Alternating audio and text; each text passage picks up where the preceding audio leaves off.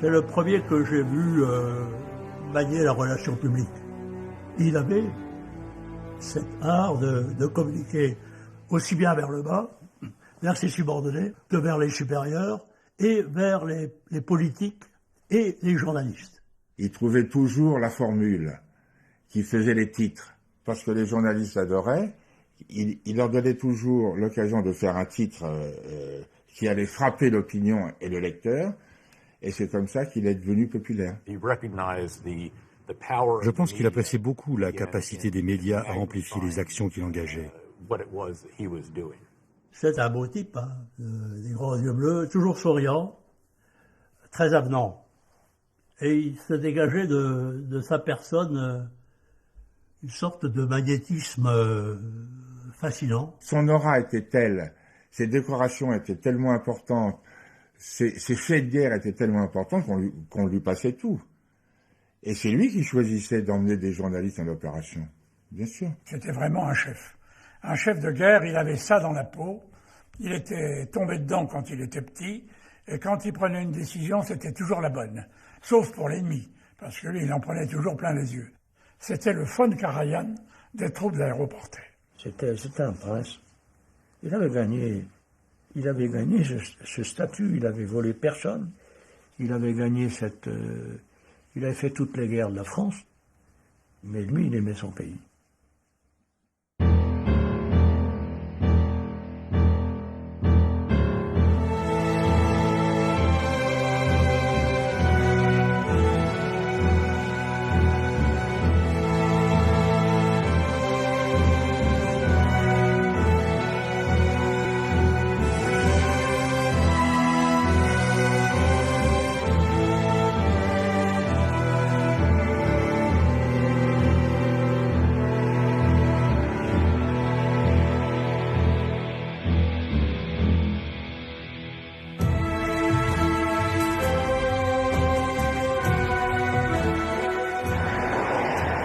« 1999, frappe de l'OTAN contre la Serbie.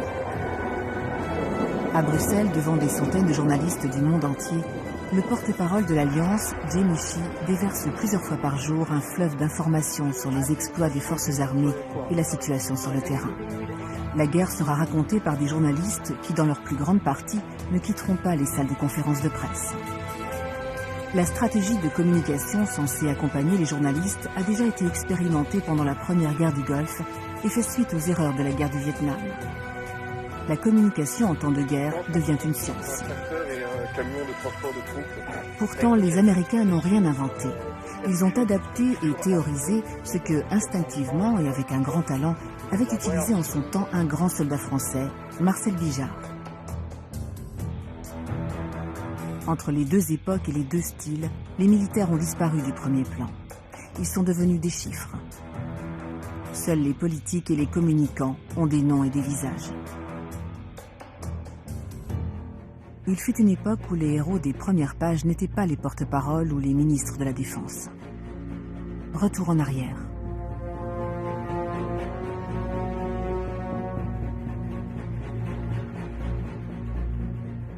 Indochine, octobre 1952. Deux divisions Viet Minh, 12 000 hommes, déferlent sur le pays Thaï. Face à elles, le 6e bataillon des parachutistes coloniaux, largué en enfants perdus sur Tulé, petit village de brousse, pour secourir la garnison de Nha Lo et stopper l'avancée des combattants Viet Minh. Son chef, le jeune commandant Bijard, connaît par cœur la haute région. Ainsi commence l'épopée que Jules Roy appelle, dans l'article qu'il publie dans la Revue de Paris, la retraite des Milles. Le général de Linares, qui connaissait très bien les troupes, dit « Je prends un risque de mort pour ce bataillon. » On l'a lâché là-dedans pour faire le loup, quoi. Le bataillon s'installe et les 1000 paras creusent leur trou en point d'appui sur les collines. Deuxième jour. Patrouille accompagnée de quelques accrochages. Au crépuscule, le ciel s'illumine à l'est, de l'autre côté des montagnes, des signes d'une bataille. C'est Nha Lo qui fait feu de toutes ses armes dans les ténèbres. Malgré son héroïsme, le poste sera anéanti. plus près, le poste de Jaoy, menacé lui aussi, reçoit l'ordre de se replier. 3 nuits sans sommeil, ponctuées d'accrochages avec l'ennemi. Le ciel est bouché et l'aviation ne peut pas percer.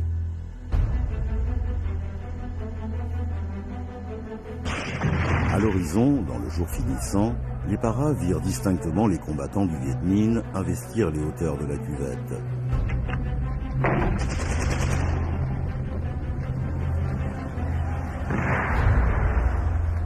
Bijar reçoit de Hanoï l'ordre d'évacuer Tulé en direction de la rivière Noire.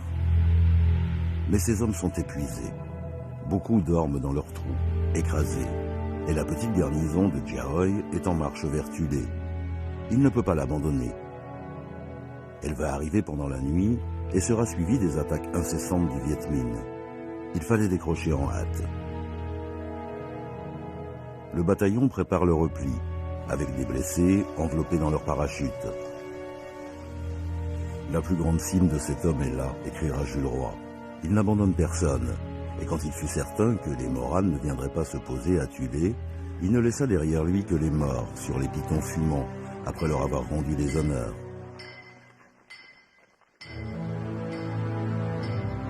De Tulé à la rivière Noire, il y a 150 km que le 6e bataillon de Para. Mairie, il est évident qu'avoir un festival par an qui dure 5 jours et avoir la moitié des spectacles annulés, c'est difficile à vivre. Simplement, je comprends, ça ne veut pas dire que je les partage, je comprends leurs revendications. 3e élément maintenant sur le fond du dossier. Le fond du problème. Souffle coupé, les nouvelles rapportées par la presse. Et puis, silence. Pour Saigon, pour l'état-major, ces paras sont rayés du nombre des vivants. 3 jours plus tard, les bérets rouges surgissent de la jungle, épuisés, en loques, portant leurs blessés. Ils doivent leur vie à leurs conditions physiques et au génie de leur commandant. D'un seul coup, le 6e bataillon des parachutistes coloniaux entre dans la légende. Son chef, Marcel Bijar, Bruno sur les ondes de sa radio, le fils de cheminot, coursier à la banque à 14 ans, deviendra un mythe. Au stade Mangin à Hanoï, il y a une pluie de médailles, et la devise du 6e devient la devise de Bijar. Qui ose, gagne. Quand Bijar dit « croire et oser », c'est très très fort en 2 termes. Croire et oser, il synthétise ce qui est à cette époque-là le sens de l'engagement militaire, le sens de l'engagement parachutiste. Alors que la France célèbre le 11 novembre, les parachutistes du 6e bataillon colonial reçoivent à Hanoï des mains de messieurs de Chevigné et Le Tourneau le témoignage d'un héroïsme digne de leurs aînés. Après la décoration du fanion de l'unité, le commandant Bijar reçoit la cravate de commandeur de la Légion d'honneur. Grâce à ces hommes et à leurs frères d'armes, l'armée franco-vietnamienne reprend l'initiative des opérations. C'est Camus et l'équipe de Paris Match qui le photographie, ça fait une impression extraordinaire. Il est avec tous ses commandants de compagnie. Ils se tiennent comme ça, parce que Match tirait à 1 million d'exemplaires. Il y a plusieurs choses que le jeune commandant Bijar, qui a déjà un passé glorieux derrière lui, avec les corps francs, l'évasion des stalags allemands, la résistance et ses 3 séjours en Indochine, comprend à ce moment-là. D'abord, la force des médias. Ensuite, la force de l'image et la force des paroles. Son sens de la formule se révèle et sera un des piliers de sa communication, avec la première, qui est révélatrice. Bien faire et le faire savoir. Ça a bien sûr joué, ce sens de la formule, ce bon sens du petit gars qui part de rien, qui devient quelque chose à travers l'engagement militaire, la résistance, les combats de l'Indochine puis de l'Algérie, mais ce bon sens qui se traduit par des formules que tout le monde comprend instantanément, ça n'a de valeur que si ces formules sont soutenues par une réalité.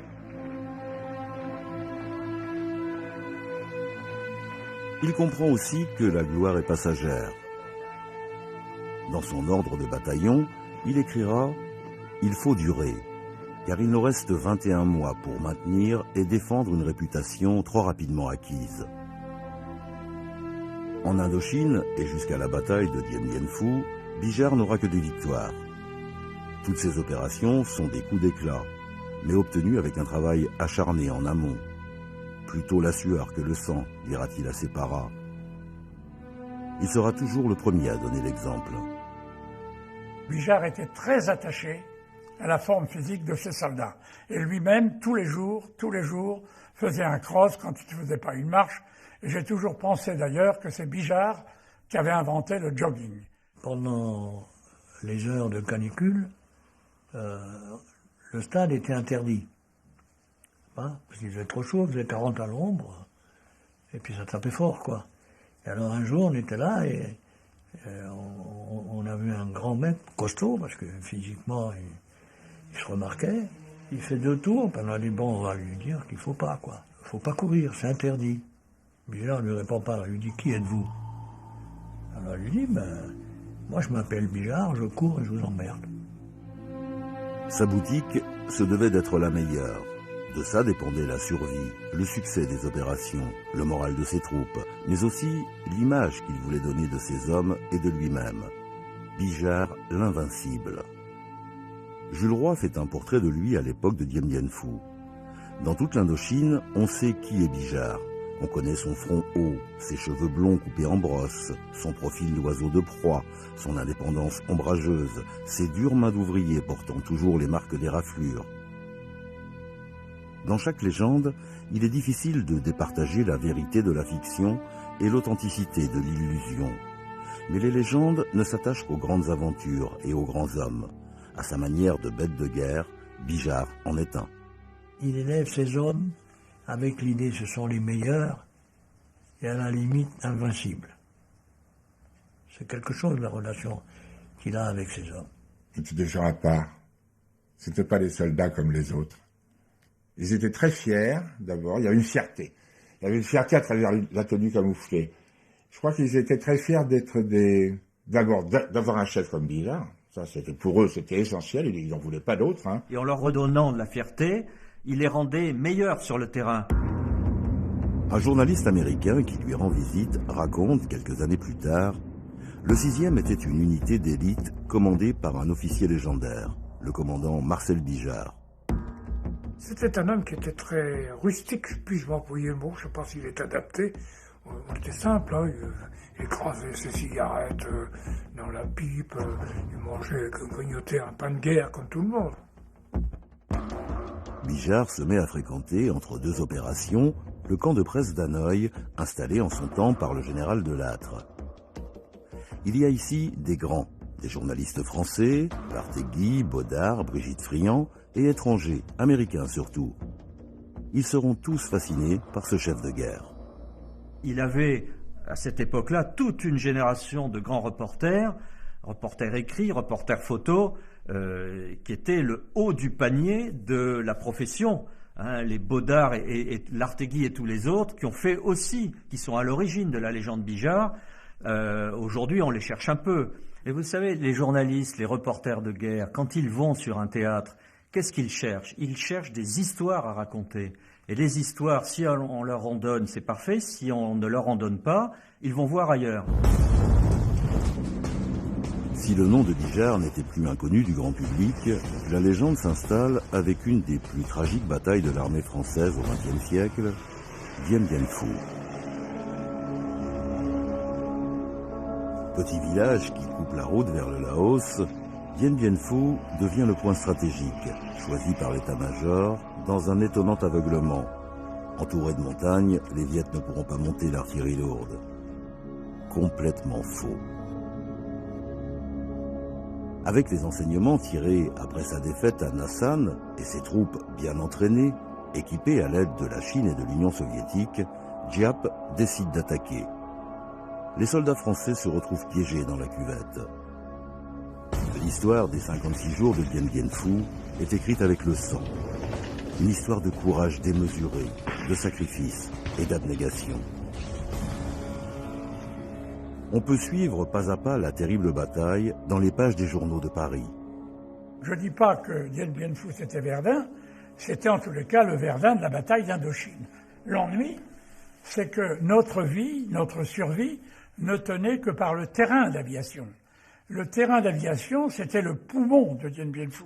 C'était la voie sacrée, qui était aérienne, bien sûr. Et dans la mesure où le terrain d'aviation n'était plus praticable, la bataille de Dien Bien Phu était perdue. L'affaire est mal engagée quand le commandement décide d'envoyer le bataillon Bijard. Bijard nous a dit demain on saute à Dien Bien Phu. J'ai rassemblé ma section, je leur ai dit les enfants, demain on saute sur Dien Bien Phu. Je sais comment on va y aller, mais à vous, je ne peux pas cacher la vérité. Je ne vois pas comment on va revenir. Ça, je l'ai dit. J'ai pas eu un déserteur. J'ai pas eu un gars Camoli. Même Cogny l'avait dit au général Bijard, il m'a dit que tu vas trouver un sacré. Vous voyez ce que je veux dire, quoi.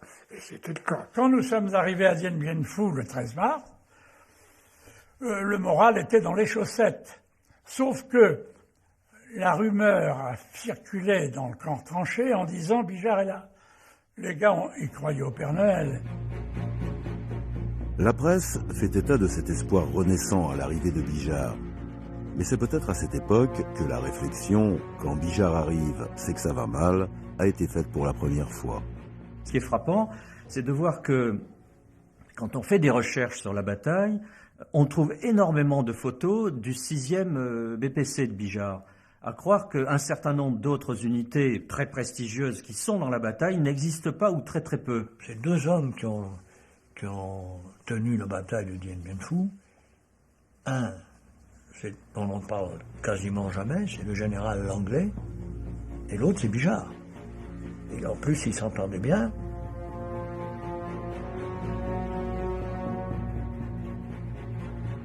Le 6e bataillon parachutiste, parti il y a 2 ans de Saint-Brieuc, sera dissous par disparition au combat.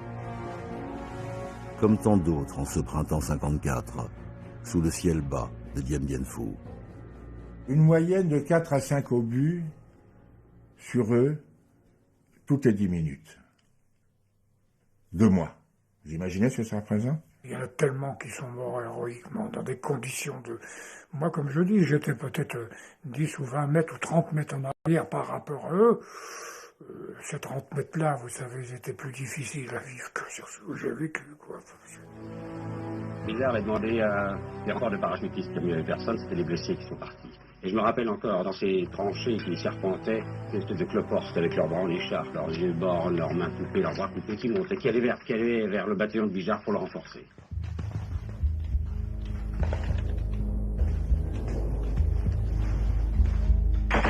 J'ai un rendez-vous avec la mort. Quand le printemps ramène les beaux jours bleus, il se peut qu'elle prenne ma main et me conduise dans son pays ténébreux, et ferme mes yeux et éteigne mon souffle. J'ai un rendez-vous avec la mort sur quelques pentes d'une colline battue par les balles. 7 mai, l'ordre arrive de Hanoï de cesser le combat. Bijard avait préparé un plan, une retraite héroïque comme celle de Tulé, mais les hommes sont épuisés et les blessés sont intransportables. Je lui dis, Bruno, c'est à l'air, qu'est-ce qu'on fait? Il me dit, c'est râpé, c'est foutu, etc. Alors à ce moment-là, je me suis retourné vers un de mes gars. Tu te débrouilles et tu trouves Bijard. Et tu lui dis à l'air, un ordre écrit. Alors mon petit gars est parti. Il est revenu une demi-heure après avec l'ordre écrit de Bijard pour Allaire, pauvre 6, pauvre para. C'était le feu à 17h30, pas de drapeau blanc. Ce billet, envoyé dans le feu du combat, le lieutenant Allaire l'a ramené de sa captivité. J'ai passé la dernière nuit de Dien Bien Phu, la nuit du 6 au 7 mai, dans le PC de Bijard. Dien Bien Phu était déjà une peau de chagrin à ce moment-là. Un certain nombre de postes avaient été pris, il ne restait plus grand-chose. Et j'étais encore à ce moment-là dans le PC, le trou de Bijard. Et je me rappelle les gens autour de lui qui découpaient. Il y avait un Vietnamien qui découpait son béret rouge en petits morceaux pour qu'il ne tombe pas entre les mains de l'ennemi. Moi, j'ai cassé ma caméra. Daniel Camus et Jean Perrault ont cassé leur appareil photo. Les autres démolissaient leurs carabines, leurs fusils. Il fallait rester à attendre. On a entendu au bout d'un certain temps quelques bruits, des coups de feu.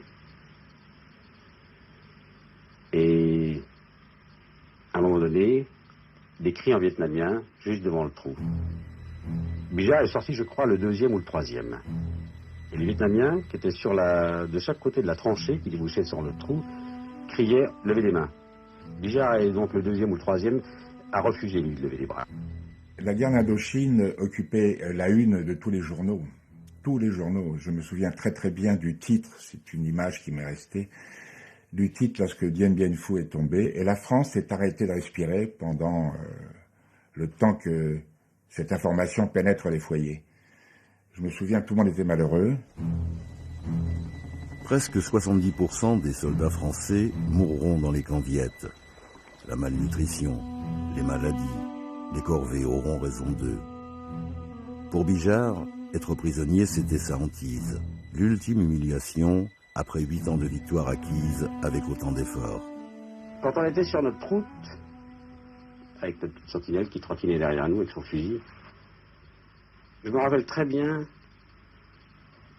le colonel Bijard me disant « Mon vieux Schoen, il ne faut jamais être prisonnier. Un soldat ne doit jamais être prisonnier. Jamais. » Ils tentent de s'évader avec Schondorfer. Ils sont repris. Ils tapent Schondorfer. Bijard, ils n'osent pas le taper. Et puis le commissaire politique arrive devant Bijard et il dit, il le tutoie, il lui dit « Toi, colonel, tu me donnes ton béret. » Alors je m'excuse, c'est un peu grossier, mais Bijard lui dit « Tu touches pas à mon béret, tu vas te faire enculer. » Voilà, il a gardé son béret pendant toute la captivité.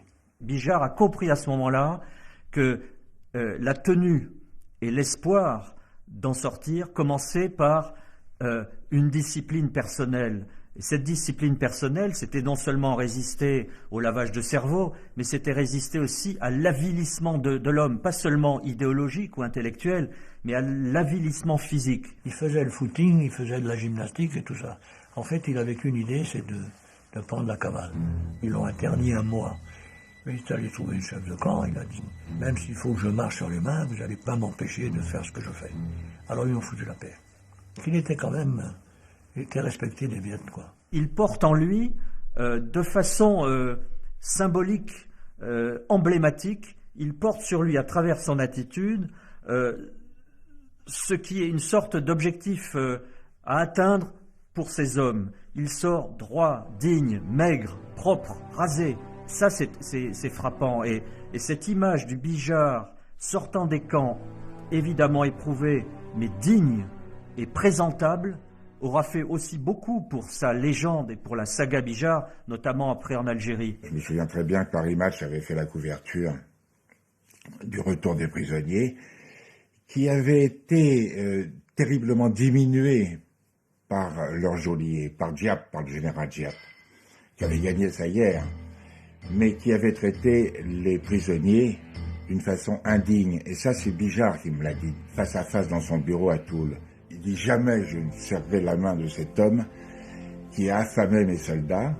Il est indigne de ne pas donner à manger à ceux que vous détenez et que vous faites prisonniers. Un simple bol de riz, une demi-banane, les 2/3 de mes soldats, des soldats, auraient survécu. Et ça, je ne lui pardonnerai jamais. » Après 8 ans en Indochine, les combats et l'expérience de la captivité, Bijard s'est endurci. Il est lieutenant-colonel et un des officiers les plus décorés de l'armée française. Il est aussi un des plus connus. À partir de là, il va apprendre à maîtriser les médias, à exploiter au maximum l'avantage que cette relation très particulière avec les journalistes, cette fascination qu'il exerce, lui rapporte.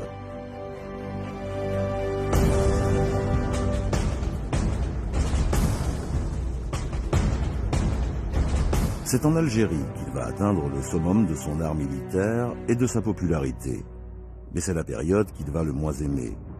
C'est un autre type de guerre, la guérilla, le terrorisme, les tâches policières, les trahisons à tous les échelons, même au plus haut. En 1955, après quelques mois passés à s'ennuyer dans les cabinets de Paris, il va arracher à sa hiérarchie le commandement du 3e RPC, en constitution en Algérie, que d'autres, plus anciens et plus diplômés, auraient voulu. Bijard dérange. Il trouve une troupe qui se tient mal. Il change tout ça en 2 semaines. En 15 jours, on a vu des choses, tout changer. Je vous dis 15 jours, tout, du jour au lendemain, tout changeait. Premièrement, allez chez le maître tailleur. Il y avait une bonne femme qui vous prenait des mesures, vous viendrez ce soir. Et le soir, vous aviez une tenue bariolée. Et la casquette. Il ne fallait plus entendre parler de calot, ni de casque lourd, rien. Faut me raser ça, hein. Et moi, je l'ai entendu dire à un gars qui n'était pas rasé, « Hey, je veux des beaux morts ». Bijard, par la forme, savait qu'il fallait donner des codes immédiatement compréhensibles à l'ensemble des armées, mais aussi à l'ensemble de l'opinion publique. Et sur les photos, un homme, un soldat, en tenue retaillée avec une casquette Bijard, instantanément, on ne savait pas toujours s'il appartenait au bataillon Bijard, mais on savait qu'il était dans les bons, dans les meilleurs des soldats de notre armée française.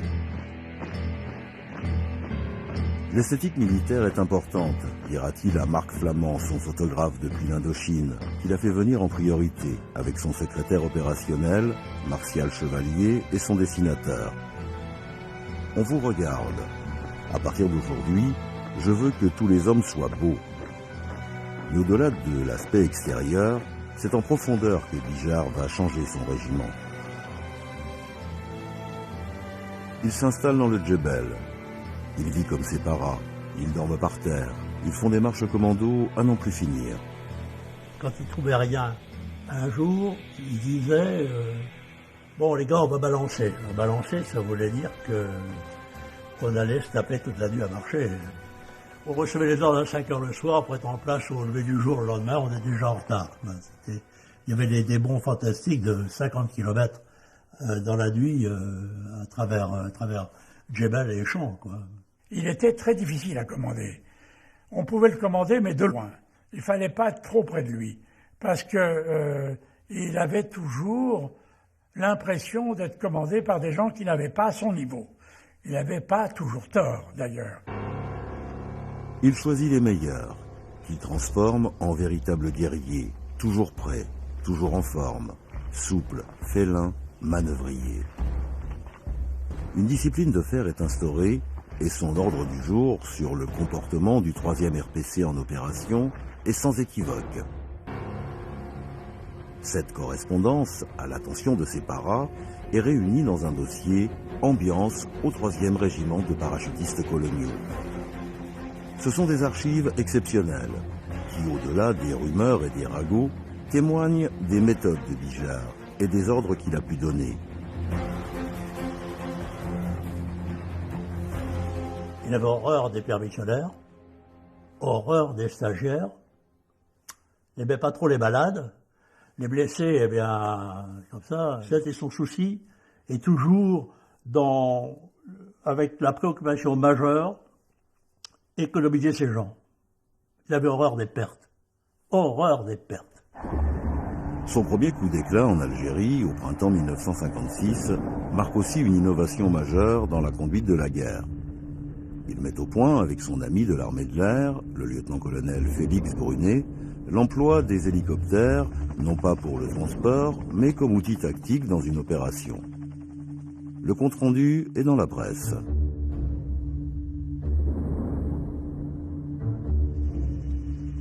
Il installe cette nouvelle technique que le général Beaufre vient voir dans le PC de Bruno, accompagné des journalistes qui restent pendant de longues heures à ses côtés, à le voir jongler avec toutes ces unités qui marchent, qui suent.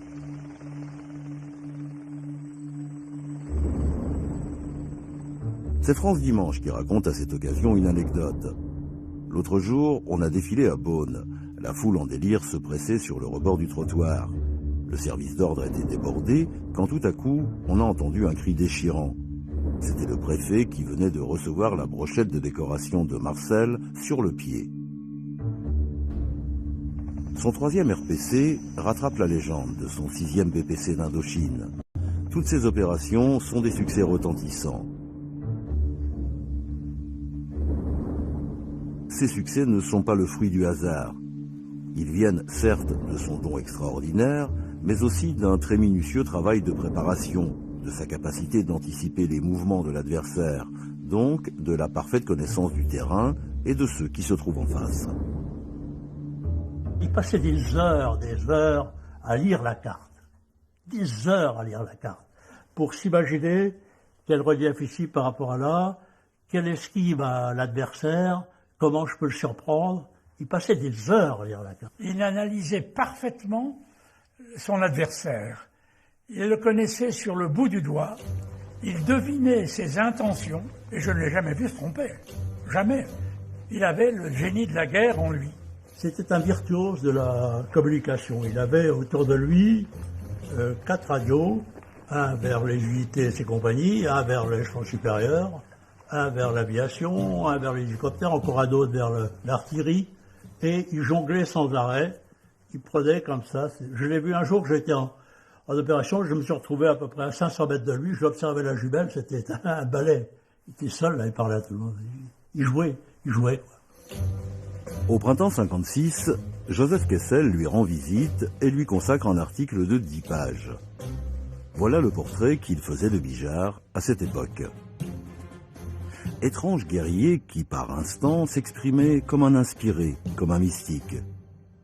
Étrange chef d'une troupe de choc, aiguisé par lui-même jusqu'à la pointe la plus effilée, la plus meurtrière, chez qui je n'ai jamais entendu un mot de mépris ou de haine pour ses adversaires, ceux du Viet Minh ou ceux d'Algérie.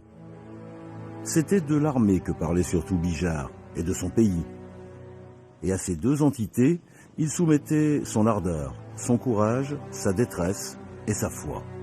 « Je hais les tueurs, dit Bijard.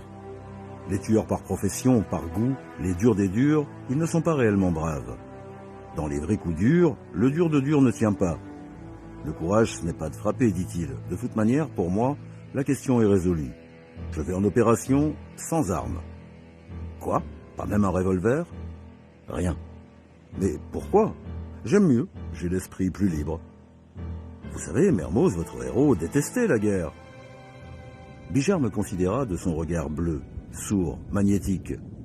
Et vous croyez, demanda-t-il, que nous l'aimons, la guerre? Cet engagement frénétique sur le terrain a failli lui coûter la vie, malgré sa baraka légendaire. Il est blessé quelques jours avant un 14 juillet, qui devait être sa consécration. D'un coup d'hélico, je me pose près de cette unité, me place en tête et gueule à l'assaut. Et je démarre. Je ne donnerai pas d'autre ordre. Un grand coup de fouet dans la poitrine. Le sang me sort par la bouche et je m'affale, la tête dans le sable brûlant. Une balle, entrée 1 centimètre au-dessus du cœur, est sortie dans le dos. En quelques secondes, j'imagine tourner un film digne de La Bandera de Jean Gabin, et que cette fin, dans ce décor, aurait une gueule terrible. Il veut déjà gérer l'image de sa mort, ce qu'il fera à la fin. Évacué sur Paris, il sera visité par des légions de journalistes, et par le prince Napoléon en personne. Le président Coty veut lui remettre personnellement la plaque de grand officier de la Légion d'honneur. C'est une apothéose. Les Parisiens, massés aux Champs-Élysées, assistent avec une ferveur particulière aux cérémonies du 14 juillet, placées sous le signe de l'Algérie. À titre exceptionnel, 5 héros reçoivent leur récompense des mains du chef de l'État. Le lieutenant-colonel Bijard, premier parachutiste de France, est promu grand officier de la Légion d'honneur. Sous le regard de sa femme, Gaby, et de sa fille, Marie-France, Bijard accomplit son destin. Une époque est finie, une autre commence pour Bijard.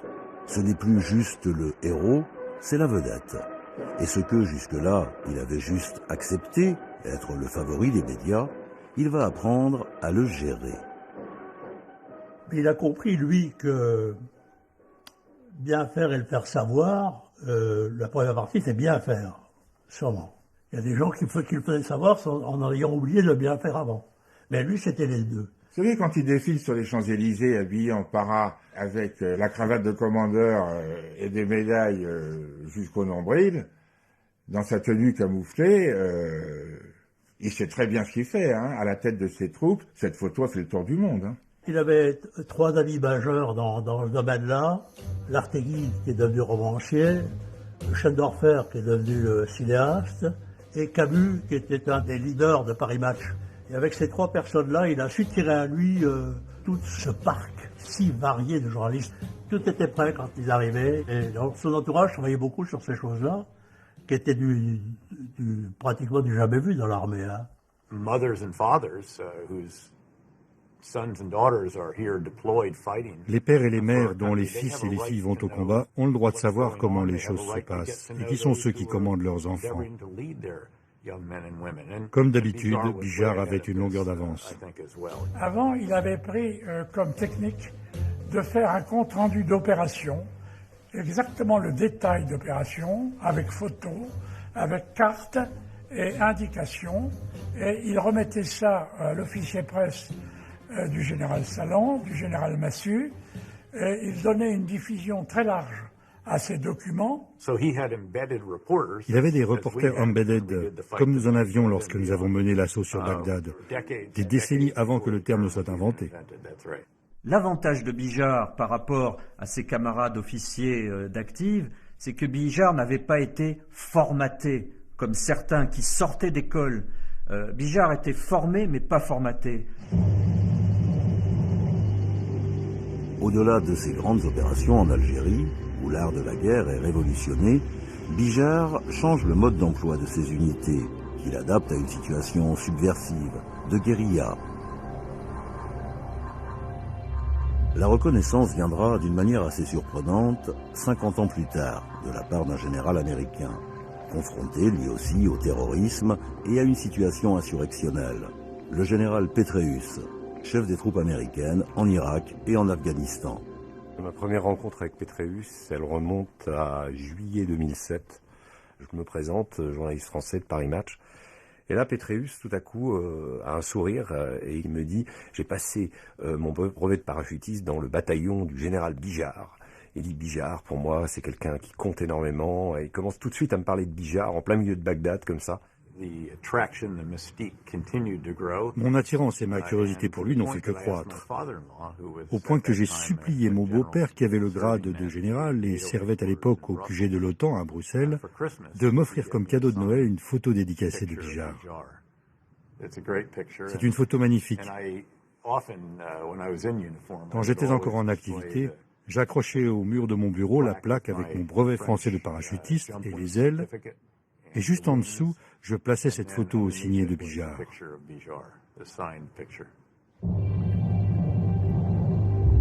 Ce que Petraeus admire par-dessus tout chez Bijard, c'est sa capacité de s'adapter à une situation particulière et d'obtenir des résultats spectaculaires. Non pas avec des grands moyens et des grandes manœuvres, mais avec des petits groupes souples et efficaces.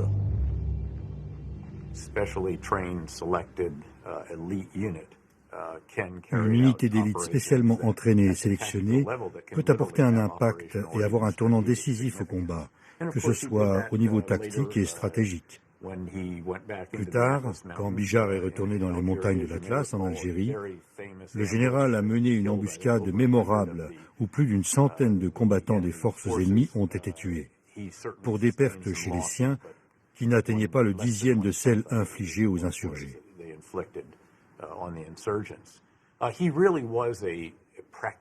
Il était vraiment un tacticien qui étudiait de manière très professionnelle et qui travaillait dur pour maîtriser les concepts et les principes de contre-insurrection, en particulier les aspects tactiques et leurs techniques. Bijard comme chef de guerre, c'est l'opération Agoudanda. C'est une opération qu'aucune école de guerre au monde n'expliquera jamais. Quel est le fauve, quel est un chasseur qui vous amène à considérer qu'un commando va revenir sur le lieu du crime? Le printemps 57, dans la région de Médéa, des combattants de l'ALN tentent une embuscade à une compagnie du 5e bataillon de tirailleurs algériens. Les Français sont massacrés, blessés ou faits prisonniers. Il écrira plus tard dans ses mémoires « J'essaie d'imaginer la réaction du chef rebelle, ce que je ferais à sa place. »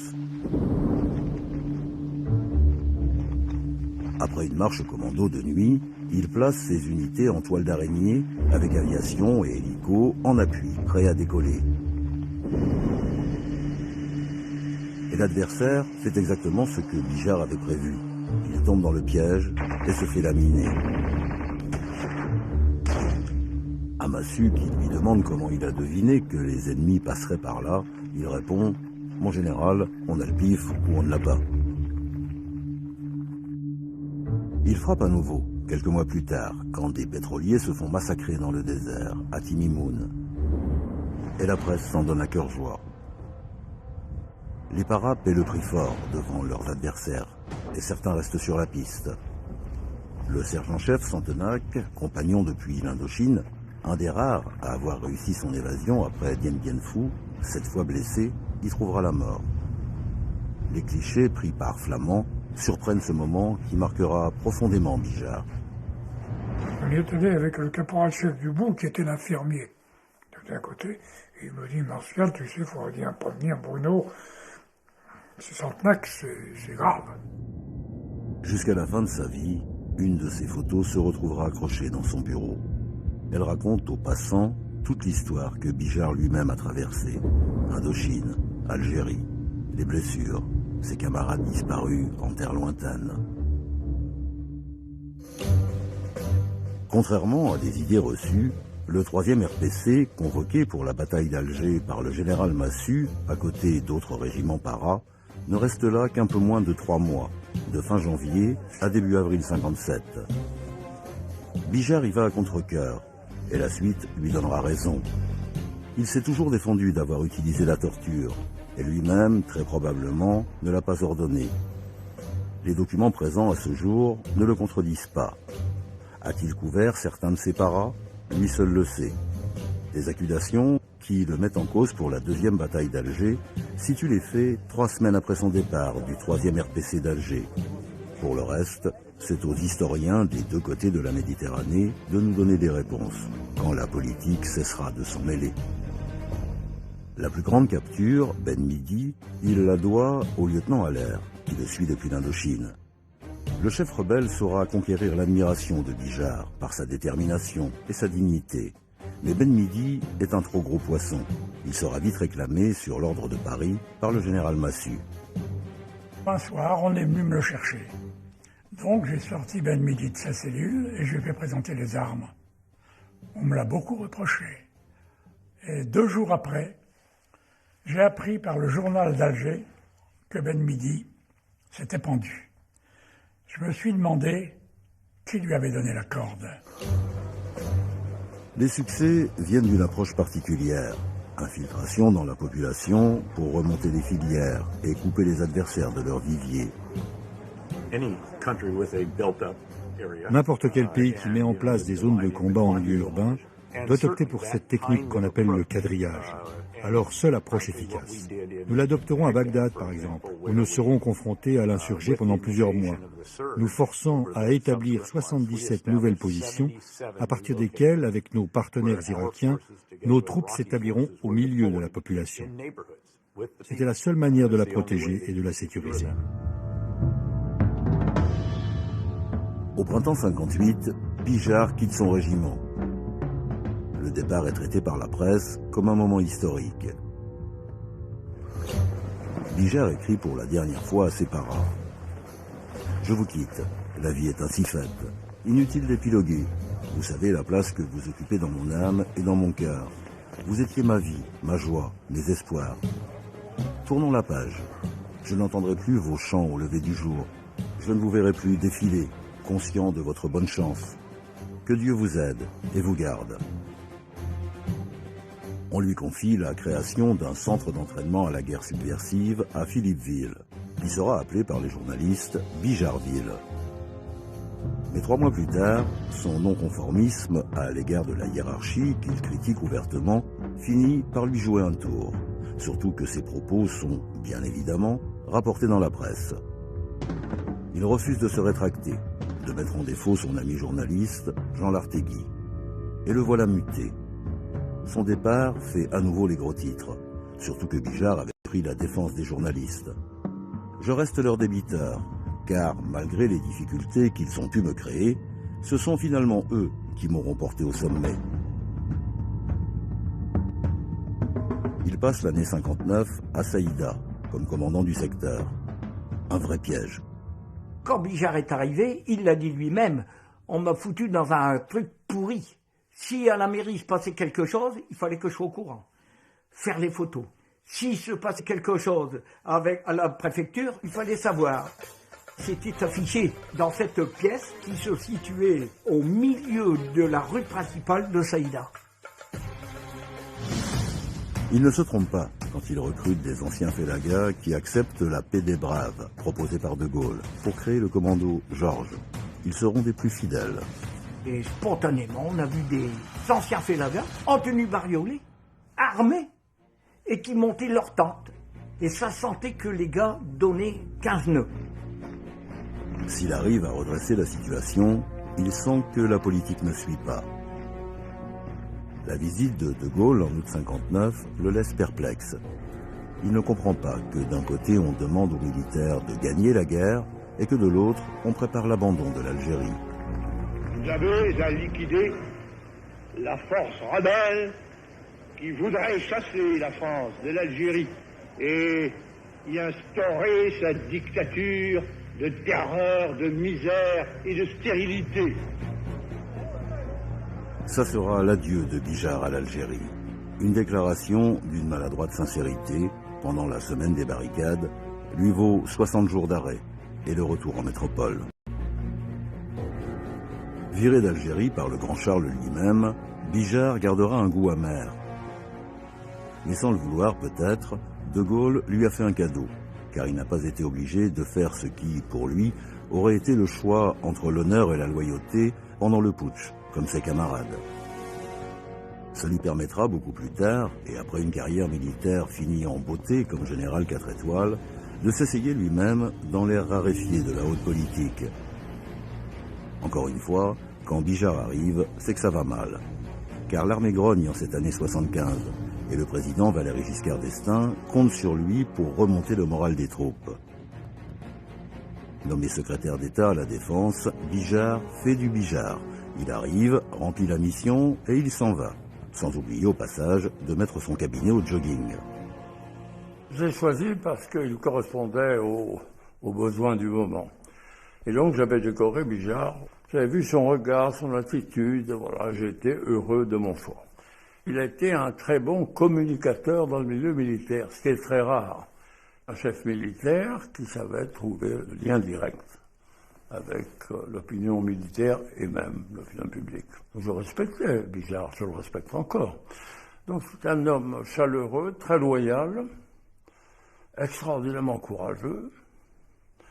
Quand on regarde sa vie militaire, elle était absolument invraisemblable. Il combattra aussi pendant 10 ans sur les bancs de l'Assemblée nationale et comme président de la commission défense, où ses coups de gueule feront, comme d'habitude, la une des journaux. Il invite ni plus ni moins Arlette Laguillet à épouser un de ses paras, pour la calmer un peu. Et puis, il se retirera dans sa Lorraine, à Toul, d'où il était parti 50 ans auparavant défendre la France, sur la ligne Maginot. Les journalistes continuent à le chercher pour les anniversaires, celui de la chute de Dien Bien Phu par exemple. Jusqu'à ces derniers jours, il y a un pèlerinage continu chez lui. Des anciens, des jeunes paras qui se revendiquent de son héritage, des admirateurs.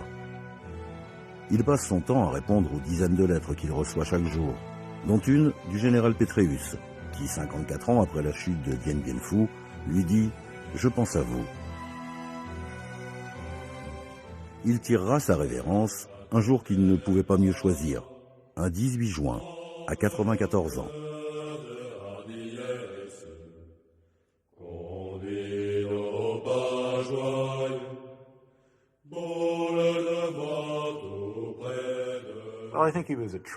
Je pense que Bijard était un vrai leader, très inspirant. Il était de ceux qui se surpassent quand, sur le terrain, les choses se gâtent. Je me souviens de cette image incroyable de lui, assis sur une caisse. On le voit assis sur une caisse de munitions, jambes croisées. Il a un émetteur radio dans une main, plaqué sur l'oreille, une cigarette dans l'autre, comme ça se faisait dans l'armée française. Nous sommes dans les tout derniers jours de Dien Bien Phu, en pleine crise, et il est assis là. Il semble très calme, serein, et il donne ses ordres. Bijard était le genre d'individu de cette trempe. Les pays, les peuples doivent avoir le souvenir de leurs héros. Parce que les héros, c'est très rare. Duguesclin, Bayard, il est de ce niveau-là. Et moi, je souhaite que dans notre histoire militaire, il y ait une place pour le dernier héros de notre histoire militaire, le général Bijard. Je pense qu'il avait quelque chose d'un maréchal d'Empire, en ce sens que les gens le vénéraient. Hein. Le moins des soldats le vénéraient. Hein. Vraiment, je peux le dire. Hein. C'était leur dieu.